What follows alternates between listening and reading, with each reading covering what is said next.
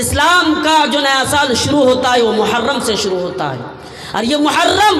جو مہینہ ہے اس مہینے میں بھی کوئی ایسا کام کرنے کا حکم نہیں ہے جو اسلام سے دور ہو، اس مہینے میں بھی کوئی ایسا کام کرنے کا حکم نہیں دی ہے اللہ اور اس کے رسول نے جو اسلام سے دور ہو، جو اسلام پر عمل نہیں کرتے ہو۔ لیکن آج مسلمان جشن بھی منا رہے ہیں، آج مسلمان خوشی بھی منا رہے ہیں، اس نئے سال کے موقع پر مبارکباد بھی دے رہے ہیں، اور یہ کہہ رہا ہے مبارکباد دینے سے کیا ہوتا، اگر میں ایک مرتبہ مبارکباد میں نے دے بھی دیا تو کیا ہوا، جو غیر مذہبی لوگ ہیں وہ لوگ بھی تو ہمیں دیتے ہیں۔ میرے بھائیوں، آپ ان لوگوں کے پیچھے نہ پڑے، آپ مبارکباد نہ دیں، آپ بچے، کیوں؟ اس لیے قرآن نے ہمیں منع کیا ہے، قرآن نے ہمیں روکا ہے کہ اگر تم ایسا کام کرتے ہو تو میں یقیناً تمہیں دردناک عذاب میں ڈالوں گا، اور اللہ تعالیٰ نے فرمایا میں ان لوگوں کو ڈھیل دے رہا ہوں جو لوگ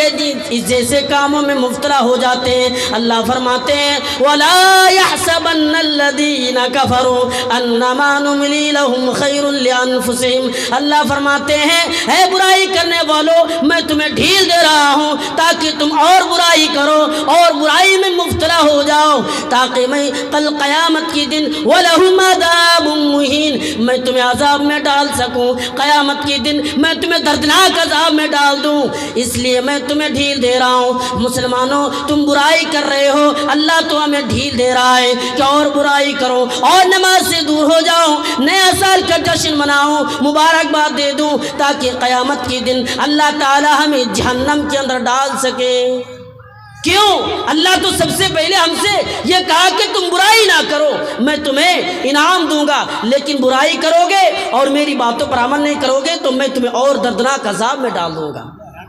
دیکھیے آج مسلمانوں کا حالت، مسلمان نماز نہیں پڑھتے ہیں، مسلمان قرآن کی تلاوت نہیں کرتے ہیں، مسلمان دین کی باتوں پر عمل نہیں کرتے ہیں۔ ہاں مسلمانوں، آپ زیادہ سے زیادہ ان کاموں کو کر سکتے ہیں، آپ زیادہ سے زیادہ ان کاموں میں نیا سالوں میں آپ کر سکتے ہیں۔ چلو میں آج سے نماز نہیں پڑھ رہا تھا، آج سے میں نماز پڑھوں گا، میں نماز سے دور تھا، آج میں نماز شروع کر دوں گا۔ ہاں آپ گندی چیزوں کے عادی ہیں، آپ یعنی تمام برائی آپ کے اندر ہے، آپ تو یہ وعدہ کریں، یہ تہیہ کر لیں کہ ہماری زندگی سے ایک سال یعنی ہماری زندگی سے ایک سال ختم ہو گیا ہے اور ایک سال ہم موت کے قریب آ گئے ہیں، اس لیے ہمیں دردناک عذاب میں ڈالے گا، اس لیے ہمیں ان برائی سے بچنا ہے، ان برائی سے ہمیں دور رہنا ہے۔ میرے بھائیوں، ہمیں ان برائی سے دور رہنا ضروری ہے، ہمیں ان برائی کے قریب نہیں جانا ہے۔ نیا سال کا جشن منانے والوں، نیا سال کا خوشی منانے والوں، یاد رکھو، اور مبارکباد دینے والوں، اللہ تعالیٰ تمہیں کبھی معاف نہیں کرے گا۔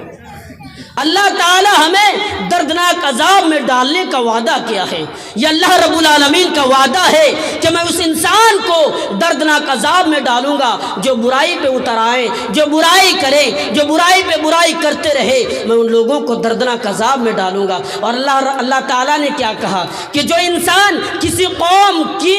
یعنی دکھاوے جس قوم نے یہ کام کی ہے، اگر کوئی قوم ایسا کام کرتا ہو اس انسان کو، اس قوم کو میں دردناک عذاب میں ڈالوں گا۔ اس لیے میرے بھائیوں، یہ سماج میں بہت بڑی برائی ہے، آج ہمارے پاس موجود ہے اور مسلمان کر رہا ہے۔ مبارکباد دینا، جشن منانا، خوشی منانا ہمارے سماج میں مسلمانوں کے نوجوانوں کے اندر بہت زیادہ ہے۔ نوجوانوں، بچو، نیا سال کا جشن منا، یہ گھر میں جا کر بتائے نہیں، اسلام میں ان کاموں کا کرنے کا حکم نہیں ہے، آج سے میں نہیں کروں گا، آج سے میں ان کاموں سے بچوں گا، خود بھی بچے اور گھر والوں کو بھی بچائے۔ اس لیے قرآن نے حکم دیا ہے یا ایھا الذین آمنوا قوا انفسکم واہلیکم نارا، اے ایمان والو، اے مومنو، اور اللہ تعالیٰ نے یہاں پہ خاص کر کے ایمان والوں سے کہہ رہا ہے، خاص کر کے ایمان مومنوں سے کہہ رہا ہے، اے مومنو میں تم سے کہہ رہا ہوں، اے ایمان والو میں تم سے کہہ رہا ہوں کہ تم